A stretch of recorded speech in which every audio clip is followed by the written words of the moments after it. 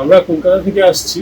আমরা এই দিকে তো প্রায় সময় আসা হয়, কিন্তু এদিকে আসা মানে দীঘা মন্দারমণি এই সাইডটাই যাওয়া হয়। এই কাঁথির এই দিকটাতে কখনো আসিনি। আমরা গুগল ম্যাপে খুঁজে খুঁজে এই জায়গাটা পেয়েছিলাম। আর এখানে ছবি দেখেই তো খুব ভালো লেগেছিল, এসে তো জায়গাটা আরোই খুব ভালো লেগেছে, মানে খুবই অ্যাস্থেটিক জায়গাটা। এখানে পরিবেশটা ভীষণ ভালো, প্রচুর গাছ। বাইরে যতটা গরম, ভেতরটা অনেকটা কমফোর্টেবল। আর এখানে সবার মানে স্টাফ সার্ভিস বিহেভিয়ার ভীষণই ভালো, সবাই ভীষণ কোঅপারেটিভ। খাবার দাবার তো ভীষণ ভালো লাগলো, মানে একদম হ্যাঁ, খাবার বাড়ির একদম খাবারের ঘরের মতো। মতো হালকা, খেয়ে কোনো অসুবিধা হবে না। আর রুমগুলো তো দেখতেই পাচ্ছেন, যেরকম দেখতে ছবিতে লাগে সেরকমই ভেতর থেকে সুন্দর লাগে। সন্ধ্যাবেলাটা খুব ওয়ার্ম হয়ে থাকে ব্যাপারটা।